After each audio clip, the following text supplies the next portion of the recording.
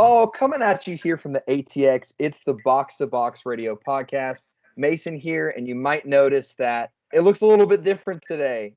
We don't have Darth or Travis or producer Chris or A-Day or any of those nerds. We got a professional crew in here today in the studio to help us do our show. Before I jump in and introduce these wonderful ladies, got to give a quick shout out to our sponsors. First and foremost, Sincerely Yours Music. You can find all their stuff on Spotify, such as their debut album, Golden Age. And if you guys are looking for any t-shirts or anything like that, any work polos, any kind of art design, hit up our boy Ricky Barone over at Ollie Printing Co. on Instagram. You can find him at Shop Ollie Printing Co. He's a great spot to get all that stuff done for you guys, get it all provided. So it's going to be great. I'm excited for this episode. If you guys are looking for more content, please go to our website, boxtoboxradio.com. Follow us on social media. If you have any questions that we can answer for you today, or maybe you want questions for the next podcast, please email us at 90min@boxtoboxradio.com. That's 90min@boxtoboxradio.com. So I'm going to go through and do a quick introduction for people that don't know who some of these people are. You guys will probably recognize Dirt, because you've seen her in some of our posts before. So Dirt is here back on the podcast. Celebrated her 26th birthday last weekend, so that was awesome. Glad to have you back here, Dirt. You've probably never seen her, but you've heard the voice. Marissa is here with us as well, the greatest interview assistant of all time and voice of reason when it comes to U.S. Women's National Team. So she's here in the green, rocking the Austin FC gear. The grackle till the day she dies. We got Sarah Beecham. Keep it in the family with this one. We had to have another family member, so she is my cousin. She's my favorite family member we've had on the podcast. Don't tell Darth or Travis that, because they'll revolt, but we're going to hopefully get in at the end of the episode to have her share a little bit about who she is and the cool stuff she's doing with Austin FC. And last but not least, we have Abby Smith, goalkeeper for NWSL club Utah Royals. She's in here with us. University of Texas alumni, hook 'em horn. She's got the UT shirt on. We have her here for the beginning of the episode. We're going to grill her about her career. And I know she asked before the show, she's like, do you guys have any tricky questions for me? So hopefully we don't catch you too off guard. But we're excited to have you on. Excited to have all y'all on to get into this awesome U.S. Women's National Team episode that we're going to have coming up for you guys. But Abby, I want to start by asking you to give us a little bit of a background on yourself. So, you know, how you grew up in the game, where it took you in college, your professional career, so that I can make sure you can give the people exactly your story. So if you had to do the Abby Smith career snapshot in just a couple sentences, how did you get involved and started in the game, and where is it taking you? Yeah, so I grew up in Dallas. My parents kind of threw me into soccer when I was young just to get some energy out, try out different sports. I grew up playing for the Dallas Texans from start to finish when we started club at the U9, U10, finished U18, U19 right before I got to college.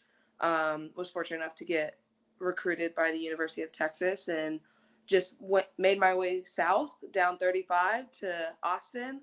And then right after college, I spent 3.5 years there. I got drafted to the Boston Breakers and was there for 2 years. Unfortunately, that team folded.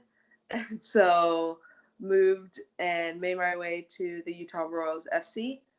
And then going into my third year there and in between my second or this past off season, I was in Australia for about 5 months with the W League playing for Western Sydney Wanderers.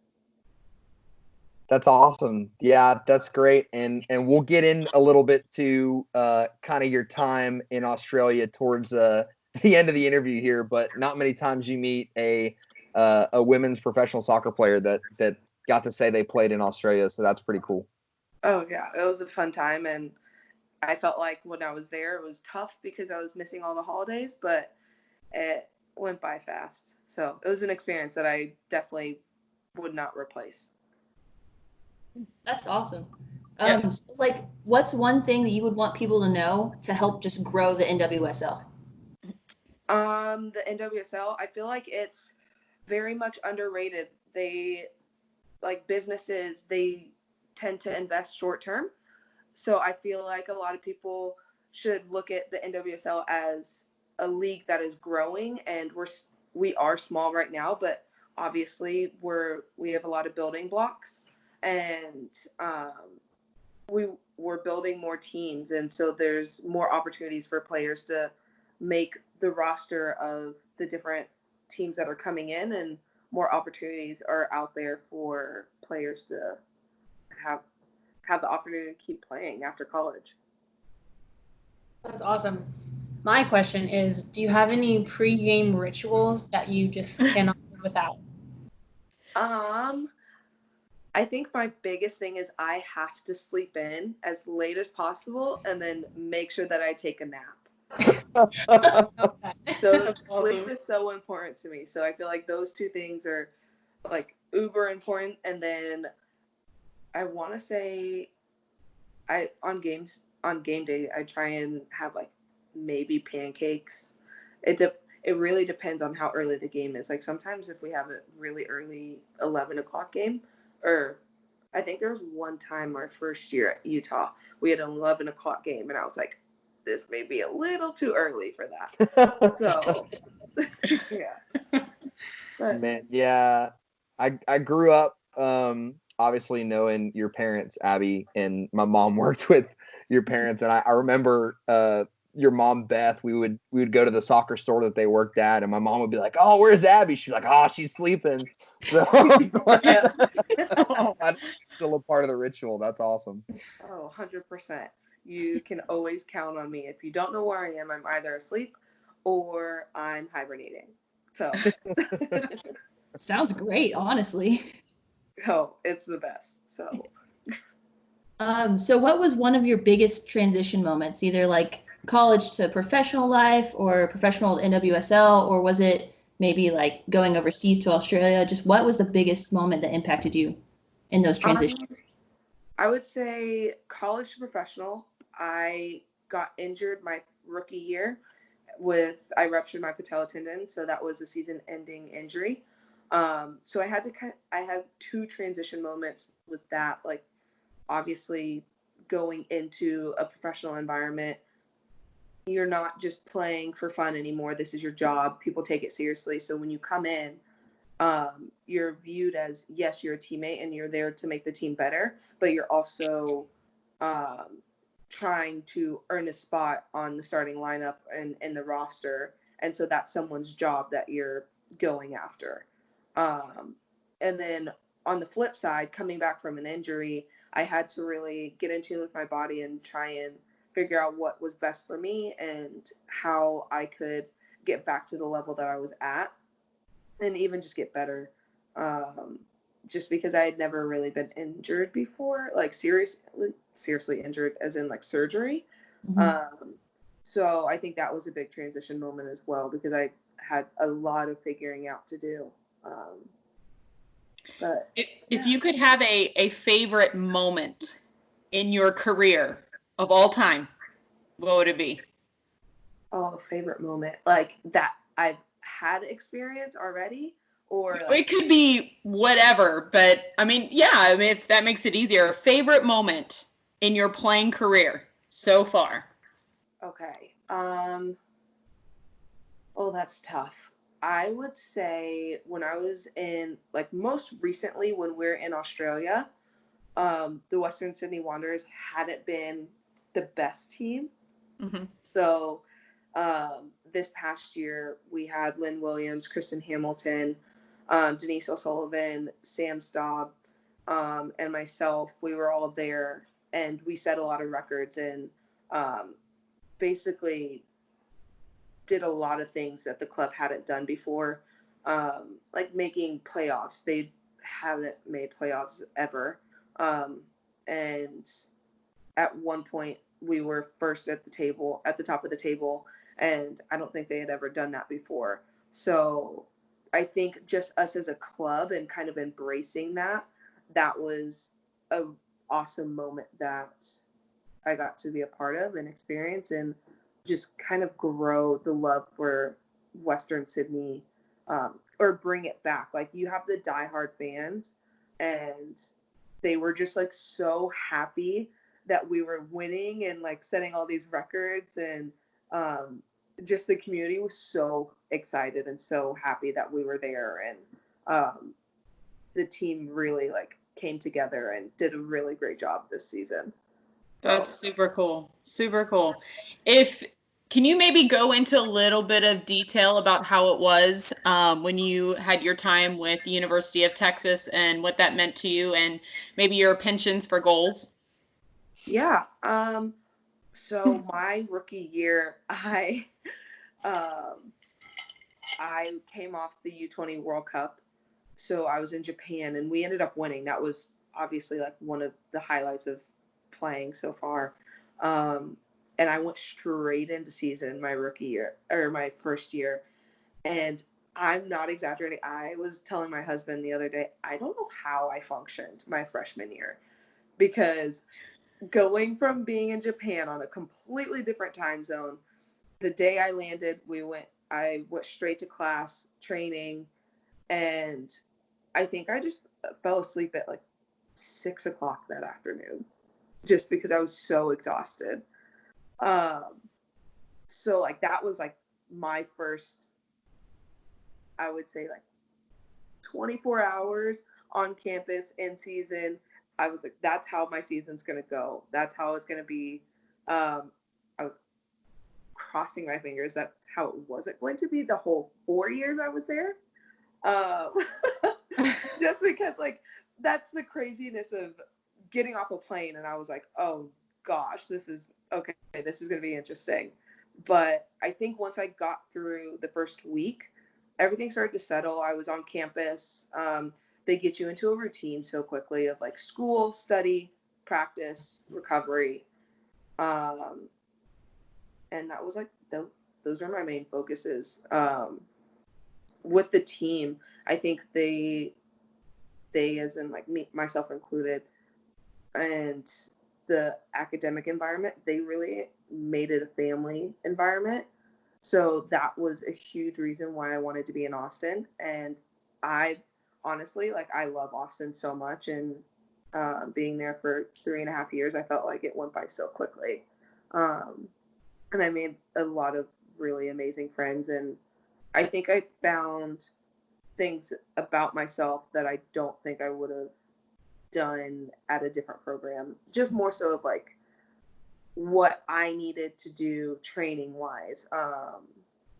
How, like, if I wanted to get fitter, I really needed to focus on my fitness more, running and being in the gym, and utilizing our strength and conditioning program that our trainer had put together, and our recovery. Like, we have one of the best facilities in the country. So like, I was very fortunate to have access to that. And Kelly obviously like took care of us.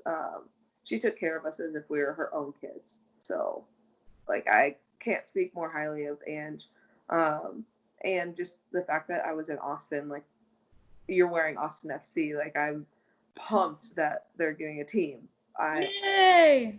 It's about time. Like, as soon as I found out that Austin FC was coming about, I was like, follow, like, go support. Yeah. Everybody, like, come on down, girl. Come on down. I was like, we need to make this happen. Oh yeah. Well, you did score a lot of goals in Austin, so maybe you could come play number 9 for Austin on the field. Yeah, I wanted to hear a little bit about your goal scoring for the University of Texas as a goalkeeper. Yeah. Yeah. They were 2 of them were off of free kicks around half field, and one was off of a drop kick. Yeah. It was so awesome. Yeah. Amazing. The ones I scored junior and senior year were actually like the opening goals of the season. So I think that was pretty awesome and pretty fun. So, which was pretty like, I was surprised, but it's also like, a cool moment that I can obviously cherish forever because it's not that common. I mean, as a goalkeeper, you have to celebrate that. I mean, come on. Oh yeah, I was pumped. I was really, really pumped, and it's definitely something that like it's resurfaced a couple of times. And I was like, wow, this like actually happened. That's awesome. Yeah. Oh. So I want to know what player you look up to the most. Currently, right now, I feel like I've looked up to a lot of players. One that was on our team, obviously, a lot of people know Becky Sauerbrunn got traded, unfortunately. Mhm. I think she was like a great captain and a great teammate, and also like an even better person. So I feel like if I could encompass some of the qualities that she has, um, that would be awesome. But like goalkeeper wise, I loved Tim Howard. That's just to from the day one. Like I'm sorry, like Nick Ramondo's a great goalkeeper, and he's a friend of mine just because we play for the same club. But I was a huge fan of Tim Howard from a long time ago. So That's awesome. yeah. But we also have A-Rod on our team. I just want to point that out there. A-Rod is a great teammate. She just like has so much passion, and I think that's something that a lot of people may not get to see, but we see it every day in practice, and also like in games you can kind of see her fiery edge every now and again, and it's a lot of fun to play with her. So yeah. That's awesome. So, who was or maybe who is currently like one of your favorite players to play with? Okay.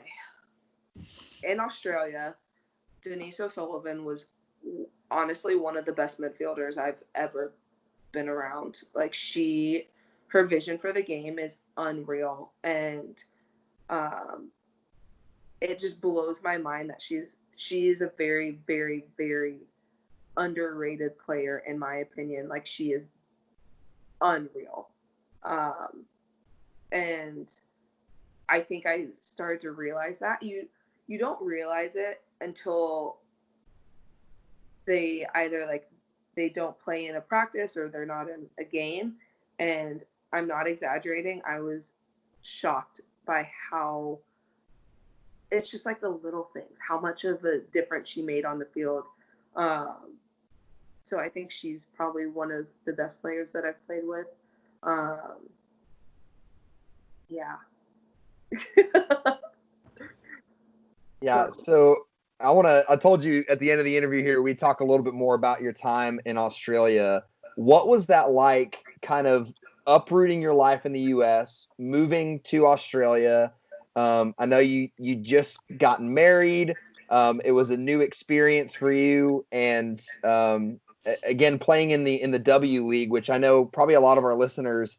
One, I hope that they know that there's soccer in Australia, but two, I hope they know about the W League as well. So, kind of describe your overall experience in Australia. So, I'm just gonna throw this out there.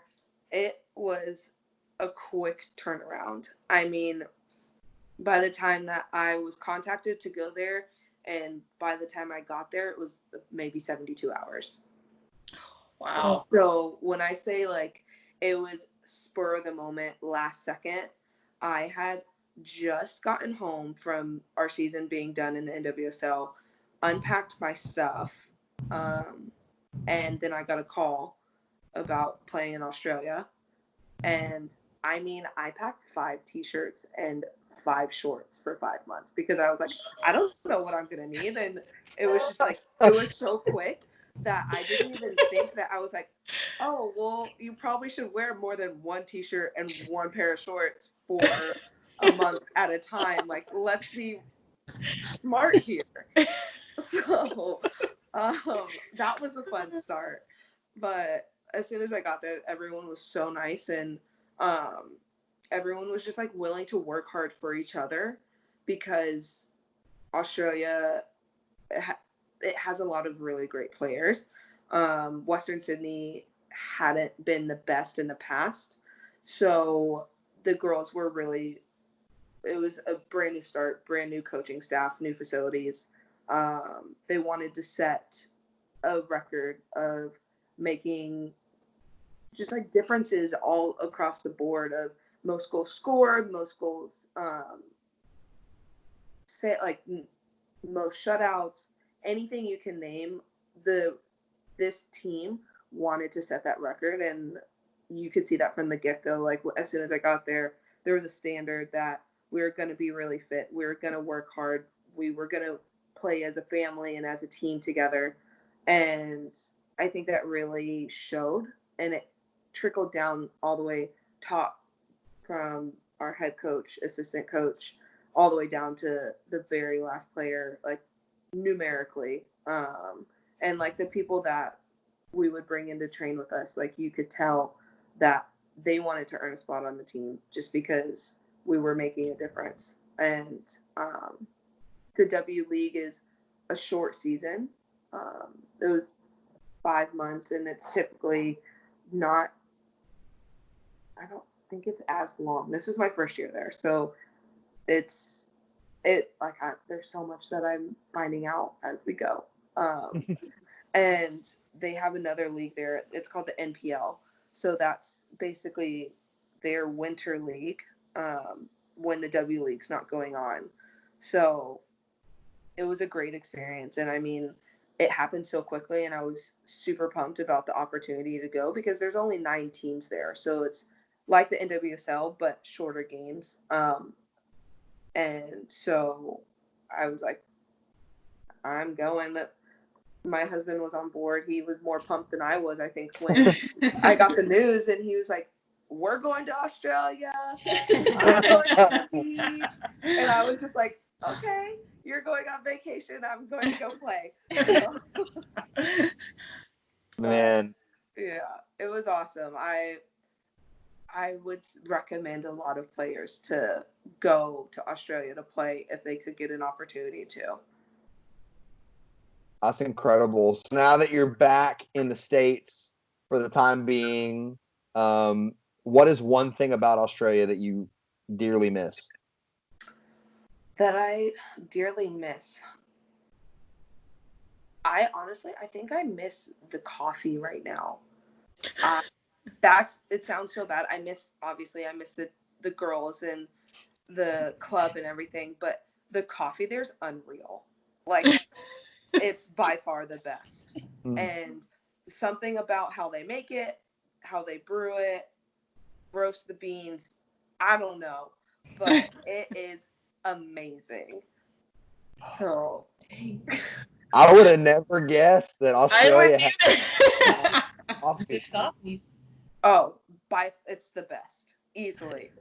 I feel like they made me a coffee snob because I'm over here trying to find good coffee beans, and I'm grinding my coffee every morning, and I'm like, it's just not the same. Yeah. Oh man. Well, I got one more question for you before we let you get out of here. So obviously you told us at the beginning of the interview that you grew up playing for the Texans, and I got to watch a little bit of your career as you kind of grew up and saw the amount of training you did during the week, things like that. So we have a huge scene here in Austin for youth soccer. It's super popular. So to all of the kids out there that might be watching this interview, what is one word of advice that you have for those kids that would be wanting to turn professional?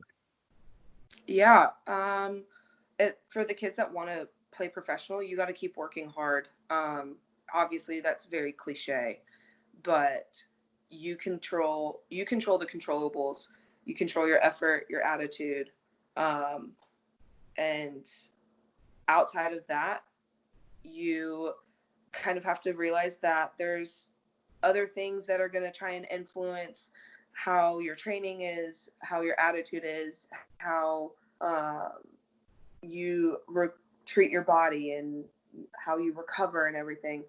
But if you take that stuff seriously and you actually work hard and control your controllables, then it makes becoming a professional more realistic. Because yeah, there's the anonymity of, or you know what I mean.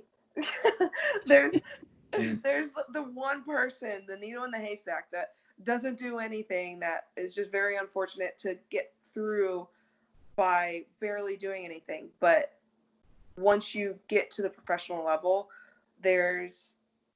everyone's working hard, everyone's at that level, so you have to keep working at it. It's not easy, but it pays off in the end.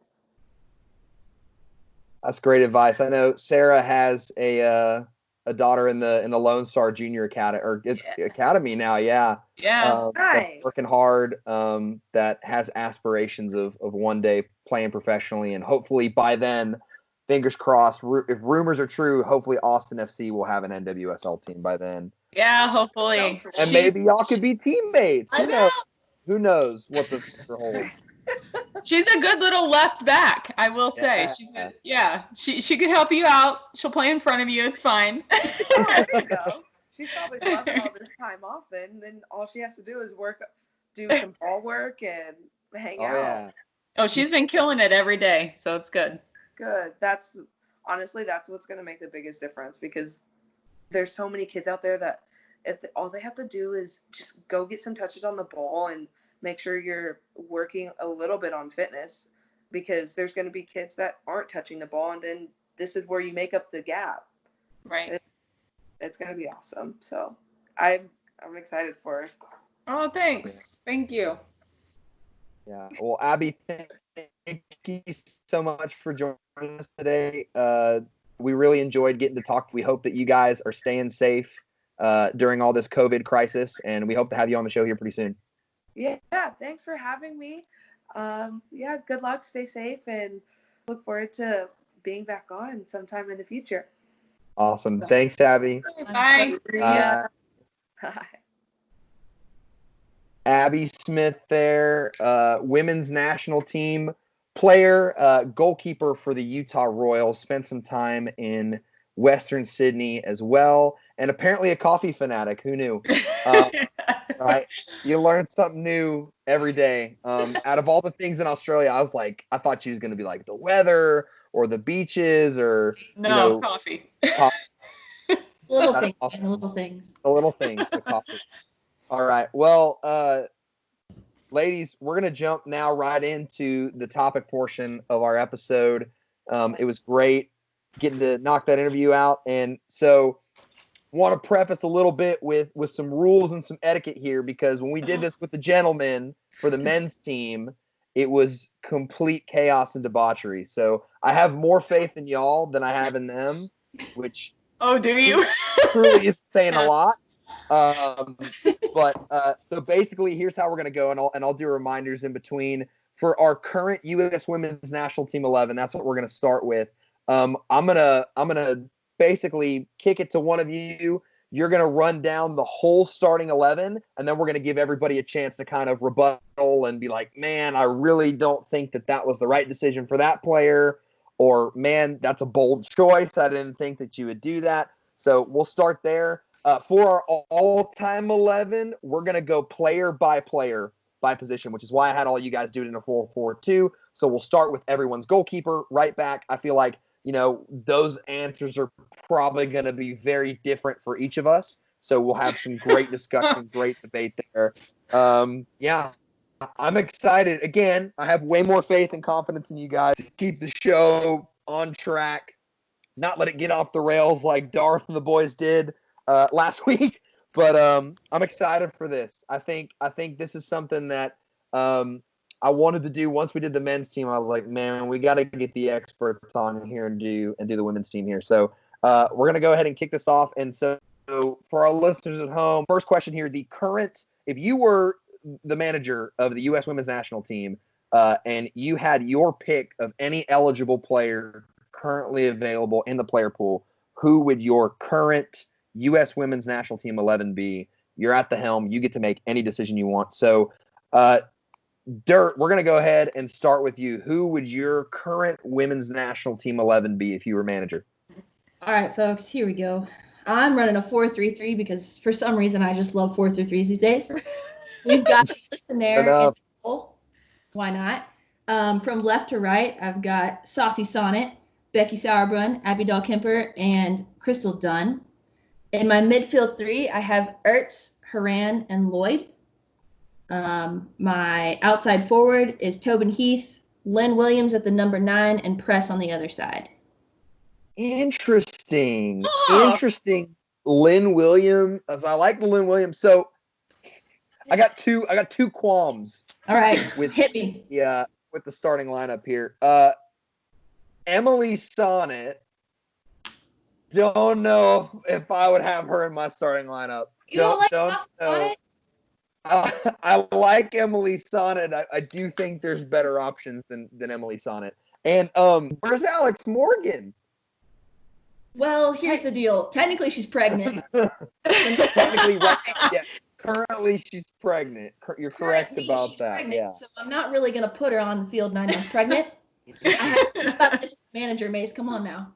All right. Fair enough. She's killing it in training, though, y'all. She's killing it in training. She's nailing it. That's why I left the question open, because I was like, I want to see if anyone's like, nah, this is a couple months Sneaks down her the line. right in there. Yeah. I liked it. So I like the Lynn Williams shot as well. And did you said Heath, and who was your other winger? Press. Press. Okay. I like that. That's good. Yeah, and then Carly Lloyd was the other one. Carly Lloyd, 35-year-old Carly Lloyd running around in the midfield. Yep, why not? Hey, she did an interview I think it was a couple weeks ago, and she was like, man, I'm ready. Like, this next Olympics, like, I'm going for it. Like, maybe I'll retire after that, but I still want to go hard. So I'm going to let her go hard. All right. Interesting choices. And again, for our listeners, very similar to what we did last episode, we'll post these starting lineups on Instagram and on Twitter, and you can go in and let us know who you think won the lineup challenge. So if Kirsten Dirt Mazer was the coach of the women's team, she's got Emily Sonnet at left back and Carly Lloyd's running through the middle. Lynn Williams, I really appreciate that shout. She's looked great in the short amount of time. Fantastic right now. Yeah, product of Andonovsky coming in and switching up the roster. So that's good. Sarah, you look ready to go. We're gonna throw you in next. You guys, I have been sweating this. Like, I stayed up. I could not sleep last night because I would think of like my starting 11 and then be like, no. And I've gone over and over it with my husband. So here we go. All right. I'm just gonna stick with the 4-4-2. Nair in goal. You got Dunn in the back. Dunn is my girl's favorite player, so she's in there. I love her. Dahl-Kemper, Sauerbrunn, and O'Hara in the back. In the mid, Haran, Ertz, and Lavelle, and then Heath on the out. And then you got up top, Rapinoe and Press. I think Press is killing it. I think she's been in the shadows too long. Mm-hmm. She has made her mark recently, especially in the She Believes Cup. She's been awesome. I loved watching her, so she deserves every bit of it up there. So there you go. Okay. I'm interested into why you chose a 4-4-2. That was really intriguing. Because I've seen that lineup's lined up in games before, like in a 4-3-3 or a 3-5-2 even sometimes. So yeah, what's your thought process there? I think it just comes back to personal reasons. It's just a formation that I've always felt comfortable with myself, and it's something that's relatable to me. It may not work for other people, and I totally respect that. But yeah, I definitely feel more comfortable with that formation. Obviously, if you are a professional player of any sort, you go where they tell you to go and you play how they tell you to play. So if you're in the starting 11 on any professional team, any national team, you need to be able to adjust your style of play. So I feel like all of these women that I put in this 4-4-2, if a coach were to come up to them and say, hey, this is not working, we need to adjust, and go to a different formation. Any of these girls that I put in this formation today could do that easily. Yeah. I like that you shifted Megan Rapinoe up front too. I think I love her. Yep. Yeah, with her, I think it's kind of a good transition for the point she is in her career to play kind of underneath the striker and give her some freedom to roam, some creativity to find the game. And she was one that was she was one of the players that I was tossing and turning about putting in my lineup. So no spoilers yet, but I'll let you know if I had her in there in a minute. Marissa, we're gonna go to you. Who would your lineup be? Okay, Sarah, ours are similar. So I'm feeling good about that. Woohoo! Alyssa in the back, Crystal Dunn, Becky, Allie, Kelly, Lindsay, Julie, Rose, Sam Ewis, and then Megan and Carly up top. So. All right, Carly Lloyd, you're putting her in there, huh? Yeah. Get it. Wow. So no Tobin Heath is what I heard. Is that correct? Yeah. I know. Oh, Why is that? Yeah, why is that? Why is that? I felt like as the lineup just came together, I felt like I needed, or like Megan and Carly up top just felt like that they were just going to get it done. And I realized that we were kind of like back heavy with this 4-4-2, but I had faith that they were going to set the tone of this game. And I've seen Tobin as a sub in, and she like brings up the level so much, like when you need it. So I was like, okay, I feel confident with that. Interesting. So for me, this plays out kind of like a diamond midfield is what I'm seeing, with like Julie Ertz as the anchor, maybe Haran as the 10, and Mewis and Lavelle kind of shuttling back and forth in between. Yeah, that's kind of what I was thinking too, honestly. Interesting. You're getting the thing I love about this question is like we just got tactical analysis, and like we got to look into the mind of both Marissa and Sarah about like their coaching style. Sarah's like, I have something that I'm familiar with. If I'm familiar with it, the players will buy into it. We're fine. We'll get it done. They're professionals. They can buy in. And then Marissa's over here like, yeah, I like all three players up front, but I think Tobin Heath's got a bigger impact off the bench, so we're going to go with the Are you saying I'm the Jose Mourinho? Don't say that. Don't say it. You're Mourinho. You got a system, and you're going to fight tooth and nail for your system. And if your players don't fit the system, they can screw. Like they're gone. I'm dying inside. Golly. Yeah. Hey, you said it, not me. You made the comparison. I didn't say it. I just agree. I noticed it about myself. Okay. That's good self-awareness. It's good. The first step is admitting that you have a problem, right? So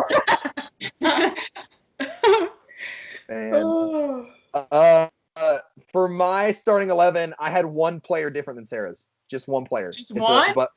Just one player difference. So I'm playing a 4-3-3. So different system, different personnel, a lot like Sarah. That's the formation that I'm comfortable with, is a 4-3-3 with the outside backs flying up, and that was part of the decision why I picked the two outside backs that I did. Your number 6 getting stuck in, making tackles, and then your front 3 interchanging, kind of making it happen, which again, that's why I picked these front 3. So in goal, I got Alyssa Nair. I mean, it's hard not to choose her. I think all 4 of us had her as the starting goalkeeper. In the back, right back, Kelly O'Hara. She's great going forward. Disregard the time that she tried to make the cross and it scuffed off the outside of her boot, which Marissa Dirt were at that game. Yep. That's so awesome. It was hilarious. Yeah. Solid going forward. So I like my outside backs getting into the attack. Abby Dahlkemper and Becky Sauerbrunn in the middle. If it ain't broke, don't fix it, right? World Cup winners. Love the partnership. They've been playing well together for a while. Crystal Dunn at left back. I agree with Sarah. She can play anywhere on the field. I know she's banging in goals for NC Courage, and then you put her on the field for the women's team. You're asking her to play left back. She's like, yes, coach, I'll do it. Great role model for young players to make a career out of being versatile and flexible in your position. Julie Ertz, who I think arguably is the best player on the women's national team right now, as my number 6. She's holding it down. In possession, she'll kind of slot in as in between the center backs and ping the ball around, and she covers a lot of ground in that position as well. The midfield 3 is where I had the hardest choice. I'm not gonna lie, midfield 3. But I love Sam Mewis. She's not in my 11. I have Rose Lavelle because I think she's a workhorse. She works really, really hard. She's gritty. She's tiny but mighty. Right? She's gonna go in and she's gonna win tackles. She's never gonna give up. Lindsey Horan, who I think has the potential to be the best women's national team player in this generation.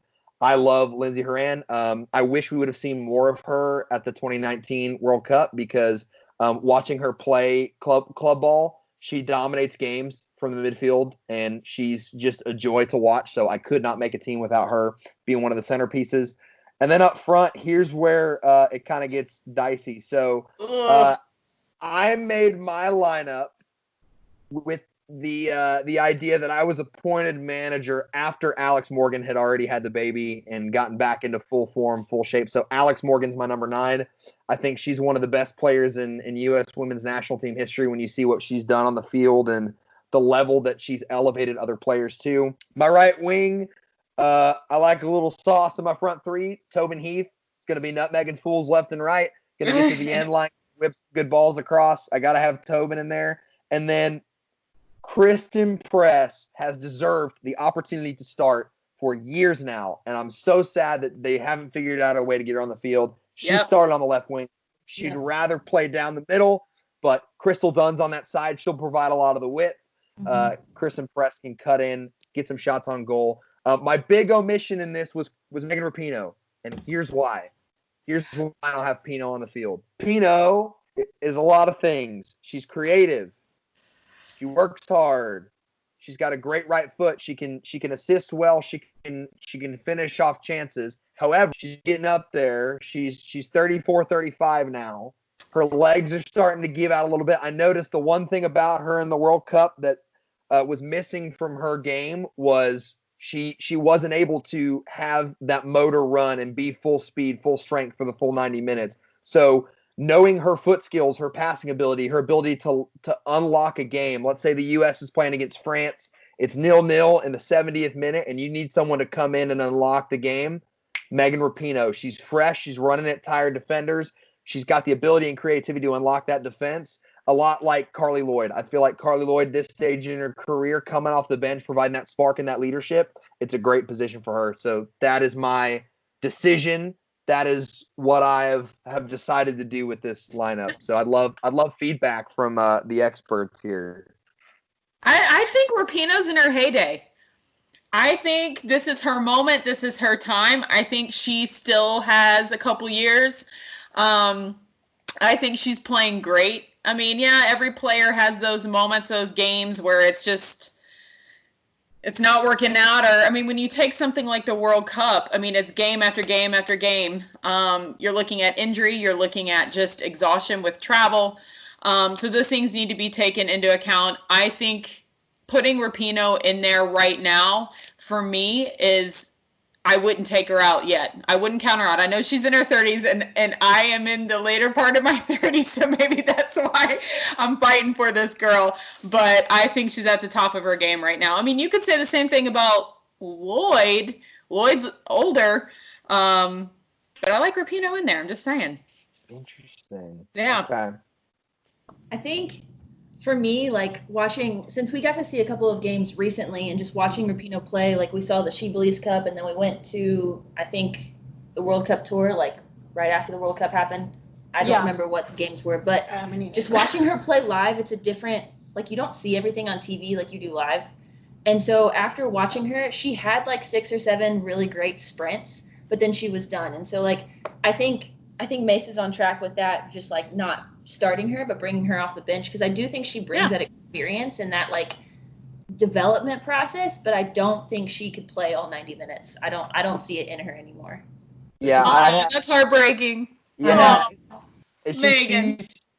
She's coming into a new chapter in her career, and that's what I would do. I would have Tobin Heath run at the back line for 60, 65 minutes and see if she can unlock the game and do it off the dribble. And then she can't, and the defense is sitting in too compact, and then needs someone to come in and unlock the game, bring on Pino. And Pino will find that final pass. Maybe Carly Lloyd, too. Carly Lloyd's a bit creative. You can play her as the 9. You can play her a little bit in the midfield if you need a little bit more of an attacking spark, something like that. So this was hard, and I love that it was hard.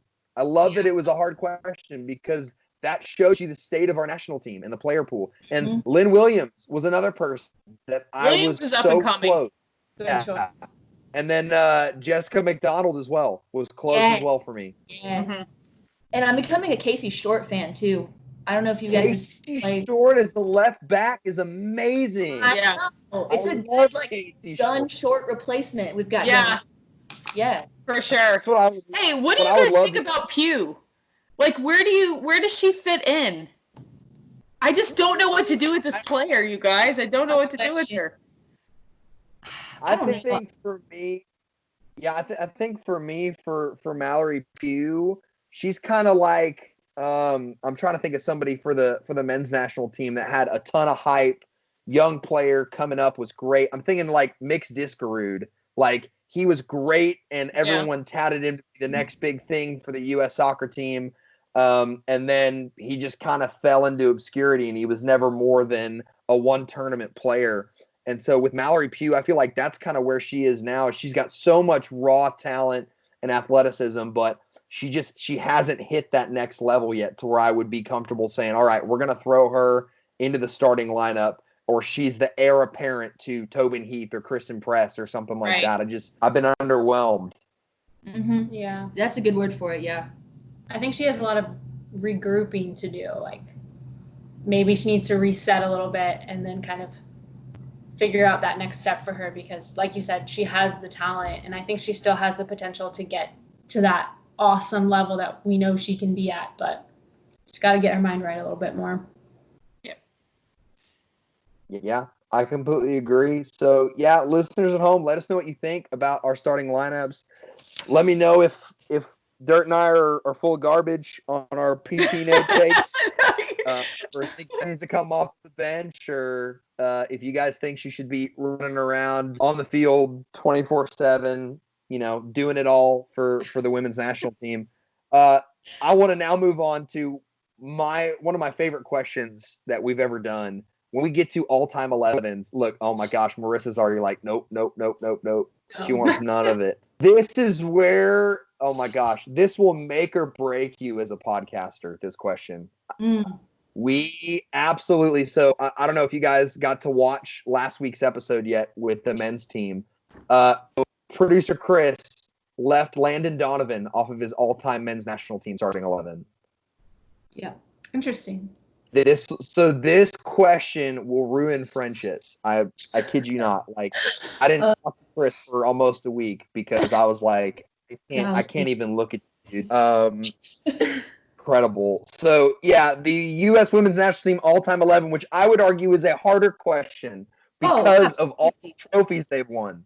You have you have 4 World Cup winning teams that you have to pick through, and Olympic winning teams. Just the list of talent goes on and on and on. Sarah lost sleep over this. Marissa's shaking her head like, God, this is going to suck. She has the look of like the kid in the class. It's like, don't pick me, don't call me, don't call me, don't call me. Yeah. So this will be really fun. I had a couple toss-ups, and I have some inclusions that you guys are probably going to be mildly upset about maybe. Okay. But that's okay. We're going to grow. We're going to learn together. This is going to be a cathartic experience for everybody. So I'm a horrible human being, so we're going to make Marissa go first with her goalkeeper. Oh, Mason. Nice. Go. I'll get it out of the way. Seriously, this caused me stress. Okay. The goalkeeper, yeah. We're just doing one at a time, right? Yeah, one at a time. Goalkeeper? Goalkeeper first. Just your goalkeeper, and then you can defend your pick after you say it. Okay. Scurry. I don't know. I don't want to defend it. I think I just want to defend your Brianna Scurry pick. I think she's just a legend, and she deserves to be there. Okay. I mean, there's tough competition. Don't get me wrong, but yeah, that's how I see it. I think, in all honesty, there were like 2 choices you could have gone with. Maybe a third choice, but Essentially. there's a 1 and a 2. All right, Sarah, you're next. This goes against everything in my being. I just don't give me that look, Mason. Don't you give me that look. I know who you're gonna pick. Okay, I had a hard time with this whole thing, with going between who deserves to be there versus the skill, and I tried to focus on skill. Say what you want about her. I can say a lot. I was not a fan of her attitude. I thought there were times where there was a lot of disrespect for the team. But if we're going purely on skill, you cannot beat Hope Solo. Period. And it kept me up at night. And I adore Brianna Scurry. I adore her. But I think Hope Solo is one of the most talented players to come into the U.S. women's national team. It was a shame that it ended the way that it did. That's all I got to say. That's where I'm at. Mason, don't make that face, dude. Man. There I am. Okay. All right. We're living with it. I like that you're sticking by it. That's good. Dirt, what about you? Who'd you pick? All right, so here's the deal. Here's my research. I love it. But I needed to know, like, stats. Like, I have everything, like caps, Olympics, World Cup stuff, starts. Like, oh my god, I laid it all out because I don't know. Love it. It was insane. I went for awards. Like, I put everything down, right? But in the end, I also, like Sarah, picked solo. And here's the thing. I think had Brianna Scurry not had a, like, basically season-ending, career-ending / almost life-ending concussion in that game, I think she would have gone further in her career. Yep. And I hands down picked her because she ended at, like, one of the highlights. It was like 2008, I think, is when she ended her career. Yeah, 2008. And I think had she kept going, the team around her would have developed a lot more. But I think when Solo came in, she was just so confident and cocky. And although I hated her cockiness, she got the job done, and she had 102 shutouts. And it's hard to say that she couldn't be one of the best in the world with 102 shutouts. That's true. So that's my pick. So I answered this question differently than y'all did. Oh. So, that's why, again, I love this question, because some people are like, all right, we're going to go on raw talent alone. Some people are like, we're going to go on stats, like caps and shutouts and stuff like that. I'm going based off of impact that they had on the national team, right? So, and for that reason alone, I could not, in good conscience, pick Hope Solo, because she has done more detriment for the national team than good. And so with that, it should have been a harder decision for me. It wasn't. Brianna Scurry, the 99ers, she is a legend. Just phenomenal goalkeeper, great, upstanding person as well. I love Brianna Scurry. She was awesome. And again, like I said, with everything that Hope Solo did to shoot herself in the foot and to basically end her career, because again, with Hope Solo, your argument with Brianna Scurry about her injury cut her time short. Can you have Hope Solo would have another World Cup under her belt, probably still be the starting goalkeeper for the women's national team, and she'd be setting records that probably would never get broken for the women's national team. Sure. You're absolutely correct. And that was my dilemma this whole time, because I call myself a 99er because that's when I went to college and started playing that year. And as a goalkeeper, watching Scurry make those saves, I remember just sobbing in my living room because I was so happy.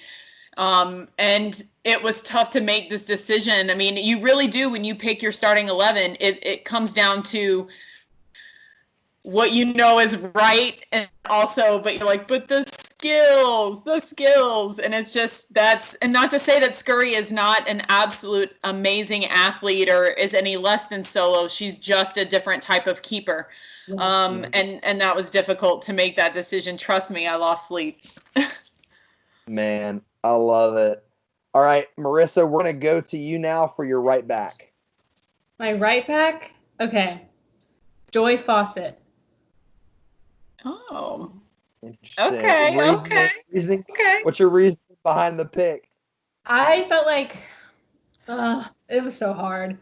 I just felt like she, I don't know, deserved to be included again. And I really just built my entire lineup like, what would I want to see? Like, as a fan, all these people together. So I was like, I want to see her. Interesting. Again, a different way to answer this question. That's awesome. Sarah, what about you? Who did you have? I had O'Hara. I love that girl. She's feisty. I like how it's just no nonsense back there. She goes all out. So I'm going to stick with her, just like I did in my other pick. Yeah, Kelly O'Hara was one for me. I told you guys when I like sent the questions out, I was like, man, she's like one of my favorite personalities on the women's end. Absolutely. She is awesome. But did I pick her? We'll see. Dirt, what about you? All right, Mason, I know you're going to hate this, but I picked Emily Sonnet. I know you hate it. And here's the thing. I love Kelly O'Hara. I do.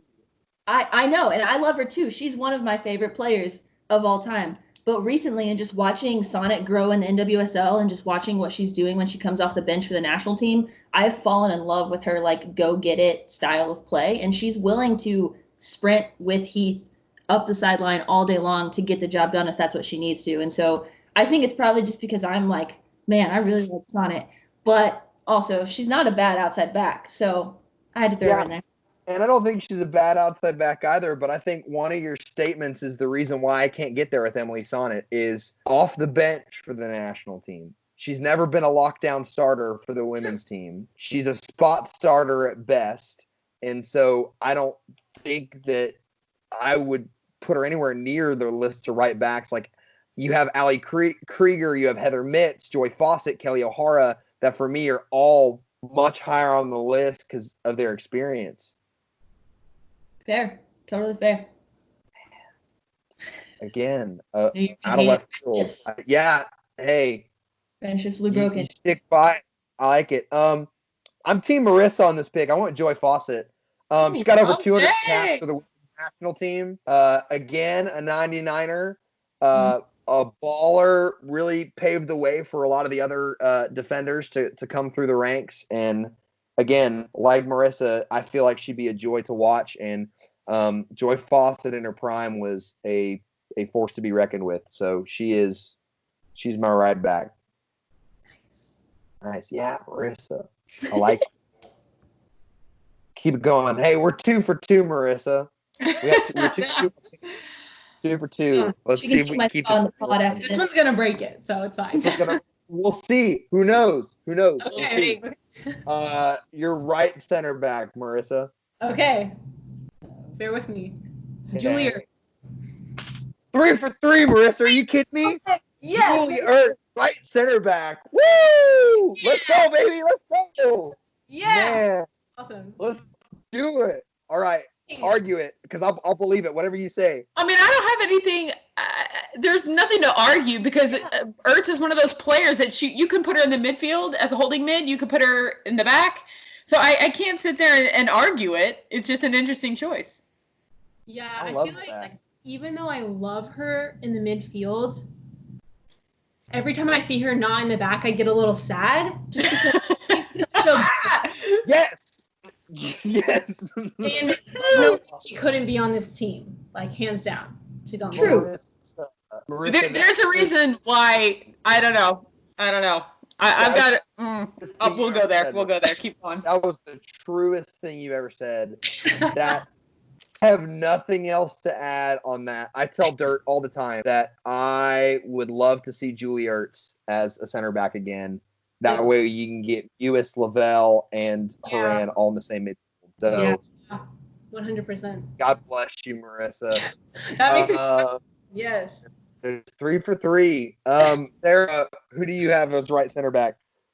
Well, if we go for a 4 in the back, I need Carla Overbeck back there. I need some Carla. Overbeck. I need some Carla. I got to meet her in Dallas back in the day, and I love that girl. She is awesome. Super smart player, and that's why I need her back there. She is a smart player, and I love smart as a goalkeeper. I adored smart players playing in front of me, so I'll take that all day. Overbeck. I like that pick. That's good. Dirt, what about you? All right, so I'm right on the train with that. Carla Overbeck, and here's why. When you watch the 99 game alone, and I know her career is far more than the 99 game, but you watch just like as the time progresses and as you hit the 90-minute mark and then the 120, like she is not stopped. She's a beast. And our head coach at Southwestern, Linda Hamilton, got to play with Carla. And that's where she learned everything she could about being a center back. And you just hear like how she took hold of the team and like she was in charge and she did all of these crazy things. And you like, as a center back myself, I was like, yeah, I want to be that. I totally want to be that. So I feel you on that. It's Carla Overbeck. Yeah, woo! Split. I feel like we're forming here. Marissa, if we go 4 for 4 on this, it's gonna be a miracle. Who's your left center back? Becky. 4 for 4. Are you kidding me? Oh my God! Yes, That's so awesome. great, Team Marissa. Let's go, Becky Sauerbrunn. Yeah, I'm gonna argue this one. You got to argue, or I'm gonna argue Becky. One of the most winningest center backs in national team history. She's anchored the back line through several partners. She partnered Julie Ertz in the 15 World Cup. She's currently partnering Abby Dahlkemper. She's partnered Christine Rampone before. She's been the stalwart back there. And she's put out a lot of fires over the years for this national team. And like Abby said in the interview, great leader and one of the favorite people that Abby's played with. So she was a lock for me there. I agree. Me too. Ooh. So Me too. I put Becky. Dirt's breaking the chain here. I am. In my heart. I put up Christy Rampone. Oh, that was a good one too. That's a good one too. And to think she played with Sky Blue FC until she was like 42. Yeah, she had a walker out there. It was incredible. Hey, so if you can do it in a walker, why not have her in her starting lineup? I mean, yeah, you can't argue. And again, I love this too because like there's rarely a time where you can argue like, oh yeah, they shouldn't be in the starting lineup. So right. That's good. All right, can we make it 5 for 5, Marissa? Brandy. 5 for 5. Brandy Chastain. Let's go. There is no other answer to this. There isn't. It has to be Brandy Chastain. That's what I got. That's what I got too. Oh my God.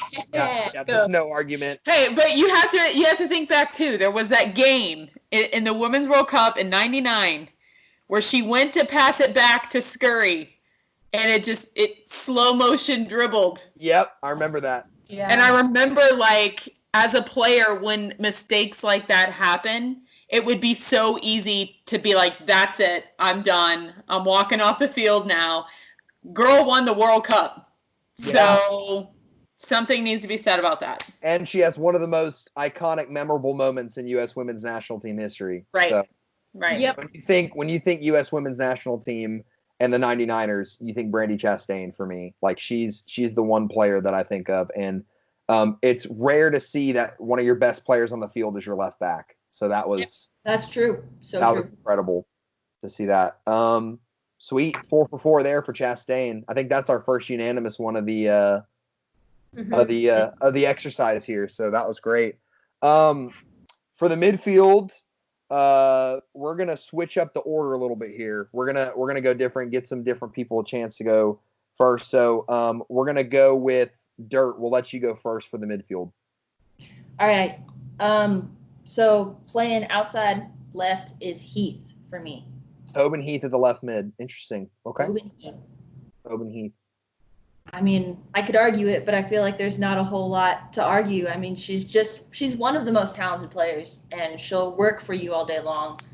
And I love to see her on the field. I don't care how old she gets. I'm going to love to see her. Okay. Sarah, what about you? Who'd you have out at left mid? The one, the only Christine Lilly. Christine. Oh man, I hate myself for not having Christine. Okay, think about that corner kick China had, and she positioned herself right on that line. I mean, that would have been it. That would have been it. Mhm. Christine Lilly, y'all. Christine Lilly. Excellent choice. Marissa, what about you? I had Michelle Akers. Michelle Akers. I like that. That's a good pick. I think she is probably one of the most underrated, talented players in U.S. women's national team history. And she was before a lot of the success. She was kind of running around out there by herself, making things happen. She had a boatload of goals, too, that she kind of created for herself. I think she's one of the best players to come. I agree. Yep. I 100% agree. For me, I have Pino, Megan Rapinoe for me. Really? Yeah, I know. I'm not, and personally, I looked at this as objectively as possible, right? I tried to like get personal bias out of there. I had a little bit of personal bias, but as little as I could. The things that she's done for the program on and off the field, you have to look at that as a total package. She's been a stalwart since I'd argue 2014, maybe 2013 with the national team. She's got longevity. She's got trophies. She's got leadership ability. She's got a voice that's been heard through the media. Pino's my pick for left mid. Fair enough. Nice. Yeah. All right, left center mid. Dirt, who you got? Julie Ertz. Okay. Yeah, no arguments there. No. Same thing. Yeah, she's got to be in the team. Yep. Marissa, what about you? I have Rose. Rose Lavelle. Mm-hmm. Okay. Choice. Yeah. Little bit too new to the scene for me to put her in my all-time, but I think she'll get there for sure. okay. Yeah. Awesome. Okay. Michelle Akers for me. I put her in the middle. I shifted Michelle Akers inside. She played a lot. She played on the wing. She played as a center midfielder. She played up top. But given the amount of talent on the wings and up front, I put her in the middle for me. See, I have Ertz playing in the middle with Akers. Nice. So you got Lily on the outside, Akers and Ertz in the middle. Yep. Okay. My other center mid is Carly Lloyd. I have Carly Lloyd playing in the middle as well with Akers. What about you, Marissa? I have Julie Foudy. Another great Foudy! Yes. Another one that I overlooked. Foudy. I didn't overlook Foudy, but she was like a last minute scratch because I looked at what Carly Lloyd has done, the chip that she. Oh my God. The hat trick she had in the 15 World Cup final. She's a legend. Right midfield, y'all. This is where y'all are probably going to get dicey with me for my pick. Y'all are probably going to not like it as much, but it's credible. I didn't just shoehorn someone out there. So before you say that, so Dirt, who's your right midfielder? Lily. Christine Lilly. Okay. Yep. Perfect. What about you, Sarah? See, and I had Rapinoe, but really I just need to switch them. I feel like our midfield is like the same. Yeah, y'all's midfield is awesome. the same. Yeah. Same exact midfield. So where Marissa and I had the same back five, y'all the same midfield. So I feel like picking midfielders I'm always like womp at just because I'm such a defender. Like I'm defense minded. Like I'm just like, midfield, whatever. Whoever. Screw it. We'll throw them out there. It's fine. Marissa, who do you have on the right? I have Lily. Christine Lilly. There you go. For me, and don't hate me for doing this, she lined up as a right wing for the 99ers. So she didn't play as like an out-and-out midfielder, but for the 99ers, for the 99ers, she lined up as a out-and-out right winger. She was wide. I know later in her career, she shifted inside. She is regarded as one of the best number 9s in women's national team history, but I had to get more players on the field that I really liked. So I put her on the wing, and that's Mia Hamm. Interesting. Okay. I get the reasoning that you had to put her on the field because she started her career as a wide player and then shifted inside as a target number 9. But again, it's an all-star team. We're gonna have to ask people to do stuff they're not as comfortable with, right? And so I had to get because I feel like for me, the two that I have up front cannot play in the midfield, and I needed them both on the field because they're both super impactful for me. Interesting. Okay. I mean, I don't discount it. Like, I'm not going to argue that. Well, yeah, heck, if you threw Ham at like an outside back, I'd be like, okay, Yeah, she's on the same. field. Go She'll for figure it. it out. She'll make it work. Yeah. She'll figure it out. She'll be fine. Lily instead, a right instead of a left instead of right, whatever. Who It's cares? fine. Yeah, it's the All-Star team. You ever watch an All-Star game before? People are playing everywhere. It's true. So for forwards, we're gonna have us do them as striking partners. So we're gonna do them together for the strikers. So I'll go first, and then I'll kick it to one of y'all. Again, this was a really hard decision not having Mia Hamm up front. She had to be in my 11. So the two that I have are Abby Wambach. I think you got to have Abby in there. She was a beast. She physically dominated the competition for years. And then Alex Morgan. The things she's done, the leadership that she's had, the goals she's scored for the national team, pure talent, the way she can dribble around defenders. She's got great vision as a passer as well. Alex Morgan's up front for me. Those are my two. And they played well together in 15. They played really well off each other in the 15 World Cup. So in a 4-4-2, I want some experience and some chemistry up front. Okay. Awesome. We're gonna go to Sarah next. All right. I'm gonna say Wambach and Mia Hamm. Can't argue with it. You can't. I mean, I feel like anybody you put up top, you can't really argue with that. Yeah. You know what I'm saying? Like, we have such talent when it comes to our attack on the U.S. women's national team. So I feel like anything you guys could say, I wouldn't argue with it for sure. Yeah, that's fair. Marissa, how about you? I said Mia and Carly. Interesting. Having Carly as a number 9. Yeah. Man, roommates think alike because that's Nice. also who I have. Mia and Carly. Nice. And Oh, here's my man. thing. I have, so, I mean, you can see it. Marissa can see it. But, like, I have Lloyd/Wambach. And my thought process is if I have Akers as my attacking, why do I need 2 strong, like, headers in the game? Why not give someone who's, like, technically and talently smart on the ground to be Lloyd and then Ham who runs around? That's awesome. That's a good way of thinking. Good tactical analysis there. Yeah. I like it. Interesting. Yeah. So we'll get these posted up on Twitter and Instagram and Facebook, and we'll let everyone else decide. So I think it was a clear split. So Marissa and I had the same backline and goalkeeper. Dirt and Sarah had the same midfield, and then Dirt and Marissa had the same striker. So interesting to see how everyone had a buddy on every single line of the field. I was surprised by that.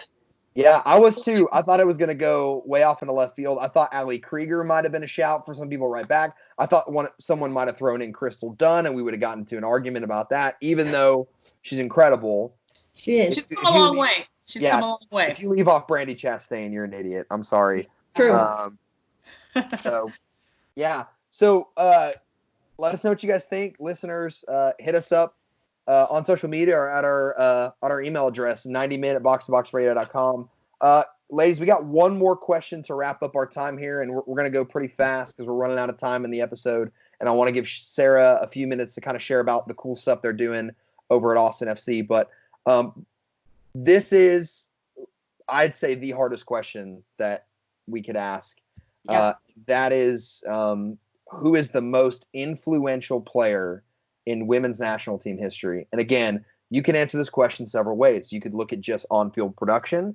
You could look at their role off-field. You could look at their personality, things like, and anything you want. You can look at their role with youth soccer, anything you want for influence. So, Dur, I'm going to have you answer this one first, and then give us your answer, and then why you picked that player. All right. So for me, I did like a lot of just thinking of just players that you have seen throughout the years. But ultimately for me, it came down to just being Mia Hamm. And I think that reason is because I don't care, like, if you haven't ever seen her play before. Girls who are playing soccer now know who Hamm is. They have a Hamm jersey. They want to be Mia Hamm. And I think if you can end your career so many years ago and people are still talking about you today, you've been a huge impact. And not only that, but like, she changed the game of women's soccer. She made it known for people who didn't know that was a thing. So my pick is Mia Hamm. Okay. Sarah, what about you? It's funny to me that earlier I picked solo, but the most influential player to me is going to be Scurry, and this is a personal decision, and it does take me back to that moment, that one moment in '99, watching that game in my living room. And her taking that little step off that line, everybody questioned it, but whatever, and saving that. And because this is a personal decision for me, watching her save that ball and it meaning so much to me going into my college career as a goalkeeper, I don't know where I would be right now without Scurry. So yeah, when we talk about most influential, yeah, I would definitely say Mia Hamm for sure, hands down.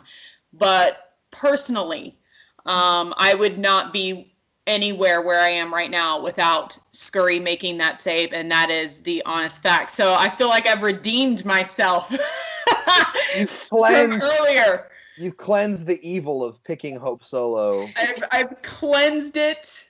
So I know people may not agree with that, but it's a personal thing for me. So Scurry, I love you. Question that way. I like that you answered in a personal kind of hero or I love that. That's great. Yeah.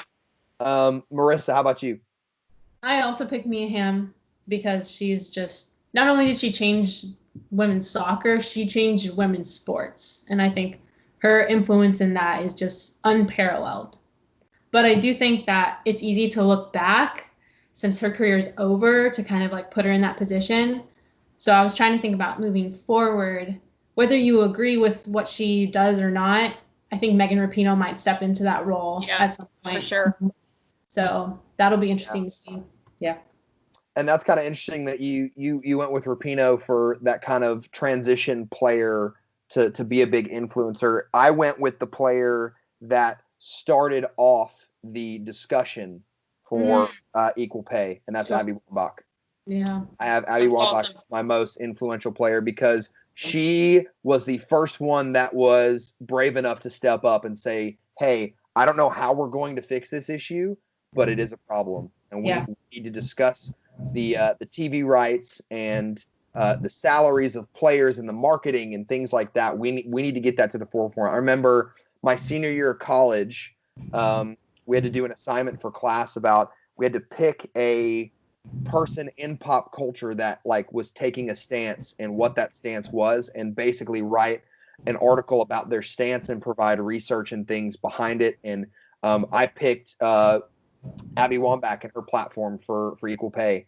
And I just remember that was a huge moment because she was the first women's national team player ever to step up and say, this is a huge issue. We need to talk about it. And I think Abby Wambach walked so Megan Rapinoe could run. That's awesome. Wambach set the standard, got a lot of flack for it, got in trouble for it. I feel like with U.S. soccer, and it kind of ended her career, and her career kind of ended due to politics. And I think she still wanted to play a little bit longer, but man, she paved the way for that discussion to be had now. And I'm not the guy sitting here saying that I have a solution or I know what the right move is, but I think it's an important dialogue that we should be having. Yeah. Yeah. Could not agree more, Mace.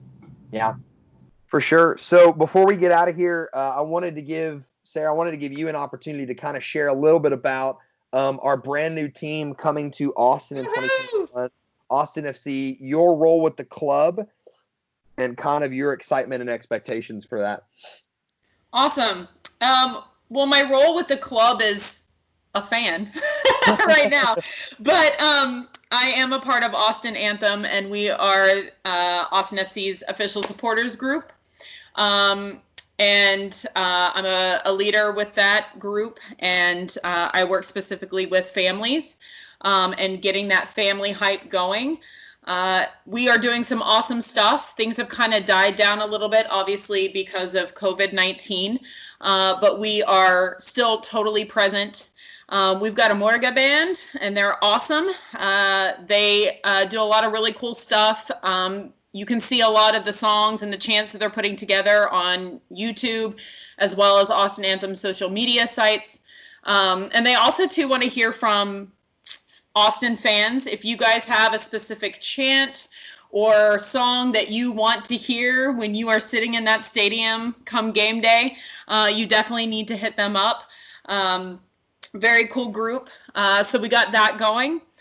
We also did a food drive recently with Austin FC, and that was super successful, which was really, really good. We're selling some really cool merchandise.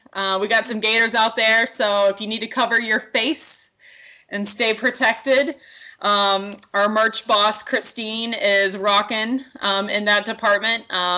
And you can hit up our store on our website, austinanthem.org. And any news with our group, you can check it out there. We usually do a newsletter that goes out. But if you're wanting more information as far as membership, stuff like that, we want to make sure come game day that we are ready to go and prepared. We have different groups too. If that's something that people want to get involved, like what are we going to do with TIFOs? You know, if you play an instrument and you want to join the Morga band, definitely something that you need to look into, because we're a pretty big group so far. I will say we've got quite a few members already, so that's promising. But yeah, it's been super fun. There are a bunch of really cool people that have gotten together to make this thing happen, and we have less than a year. So it's time to get going, for sure. That's awesome. Thank you for sharing that, Sarah. And if you guys haven't been able to drive by the stadium site, It's awesome. It's starting to look like a stadium, which is yeah. Really- We talked to Andy Lockmain, who's the president of Austin FC, and he said that the West Club and the East Club is already all sold out. Wow. Yeah, all the suites have all been taken. So right now they're going to start focusing on general seating. And then at some point in the summer, supporter section. So things are moving right along, and that says a lot. We're in the middle of a pandemic and stuff. The fact that things are moving, that says a lot. So I think we're all doing the right things. The support is definitely there. So very cool. That's awesome. Yeah. Well, Sarah, Dirt, Marissa, thank all of y'all for being on the pod. Another shout out to Abby Smith for joining us. Yeah, really, really cool that we still get to do a podcast even at a distance from each other, and we get to be on and talk soccer together. Another shout out again to our sponsors over at Sincerely Yours and Ollie Printing Co. Again, glad we had you guys on. I've been Mason Carmichael. Thanks, everybody, again. We will see you guys next week.